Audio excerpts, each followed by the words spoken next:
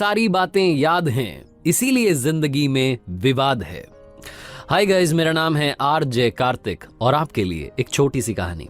ये कहानी भगवान गौतम बुद्ध के दो शिष्यों की, दो बौद्ध भिक्षुओं की, जो कि उनके साथ में मठ में रहते थे।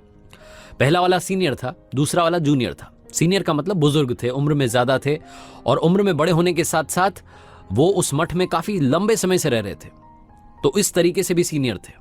जो दूसरा वाला था वो युवा भिक्षु था, उम्र में कम था, छोटा था। और दूसरी बात ये थी कि वो नया नया इस रास्ते पर चला था, नया नया सन्यासी बना था। जो मोक्ष का रास्ता है उस पर उसने बस चलना शुरू ही किया था। जो सीनियर वाले थे वो काफी समय से चल रहे थे, प्रैक्टिस कर रहे थे, मोक्ष तक पहुंचने की तपस्या कर रहे थे। बरसात का मौसम था, जो मठ था वो जंगल के बीच में था, गांव से नगर से डिस्टेंस थी काफी, और रूटीन था कि आपको जाना है, भिक्षा मांग करके, भिक्षा ग्रहण करके वापस आना है। तो उसी रूटीन को फॉलो करते हुए दोनों निकल पड़े। हल्की हल्की बरसात हो रही थी। शाम तक जब भिक्षा इन्होंने ग्रहण कर ली, उसके बाद गांव से वापस मठ की तरफ आ रहे थे। हल्की हल्की बरसात तब भी हो रही थी। जो गांव से मठ का रास्ता था उसमें बीच में नदी पड़ती थी और बारिश के चलते नदी उफान पर थी, पानी तेज गति से बह रहा था। नदी के इस किनारे पर पहुंचे, उस किनारे तक जाने की कोशिश कर रहे थे, पार करना ही चाह रहे थे, उस तैयारी में थे। तभी इन्हें अचानक से किसी लड़की की आवाज सुनाई दी। इन्होंने पलट करके देखा तो वहां एक सुंदर कन्या खड़ी थी। दूर से देखने पर ऐसा लग रहा था कि मानो अप्सरा खड़ी है। इतनी सुंदर, अत्यंत सुंदर, स्वर्णाभूषण उसने पहने हुए थे और ऐसा लग रहा था कि वो राजसी कन्या थी।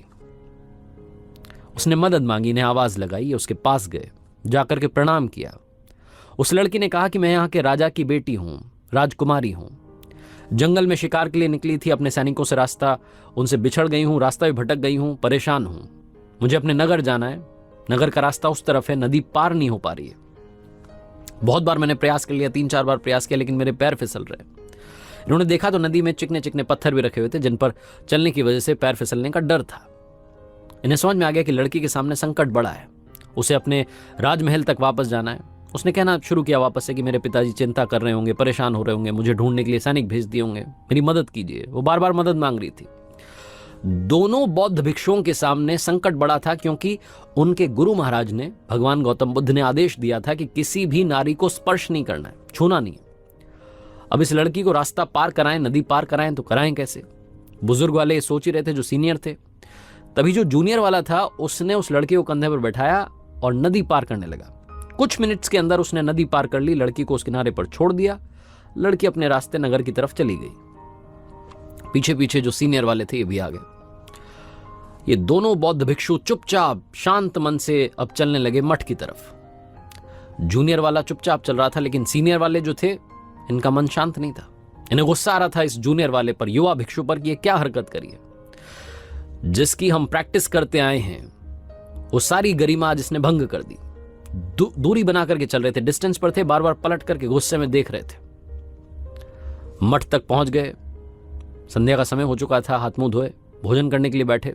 क्रोध में बुजुर्ग वाले ने भोजन भी कर लिया और मन ही मन सोच रहे थे कि भगवान गौतम बुद्ध के पास जाऊंगा, इसकी शिकायत करूंगा, इसने आज सब कुछ भंग कर दिया, सारी तपस्या भंग कर दी, और उन्हें कहूंगा कि इन युवा भिक्षुओं को जगह मत दीजिए, ये लायक ही नहीं है, इनसे संयम बरता नहीं जाता। बहुत कुछ उनके मन में चल रहा था। भोजन फटाफट करने के बाद में भगवान गौतम बुद्ध के पास गए, तेज आवाज में सुनाने लगे, शिकायत करने लगे। बाकी के जो भिक्षु थे वहां इकट्ठा हो गए। भगवान गौतम बुद्ध ने कहा कि बुलाइए। युवा भिक्षु को बुलाया गया। उससे पूछा गया कि ये जो कह रहे हैं, क्या ऐसा हुआ? क्या वाकई में आपने शाम में किसी नारी को अपने कंधे पर बैठा करके नदी के दूसरी तरफ छोड़ा? क्या ऐसा हुआ कि आपने किसी नारी को स्पर्श किया? वो जो युवा भिक्षु था उसने याद करते हुए कहा कि कौन सी नारी? हाँ, याद आया, वो शाम में मैंने एक लड़की को नदी पार करवाई थी अपने कंधे पर बैठा करके, लेकिन उसे नदी के दूसरे किनारे पर छोड़कर मैं मठ में आ चुका हूं। भगवान माफ कीजिएगा, लेकिन बुजुर्ग वाले जो हैं, जो मुझसे बड़े हैं, ये अभी भी उस लड़की को अपने कंधे पर बैठा करके घूम रहे हैं। जहां उस युवा भिक्षु ने कहा, भगवान गौतम बुद्ध मंद मंद मुस्कुरा दिए और उन्होंने अपने शिष्यों से कहा, अपने शिष्यों को समझाना शुरू किया कि अगर आप वहीं भूतकाल में अटके रह जाएंगे तो जिंदगी में कभी आगे नहीं बढ़ पाएंगे।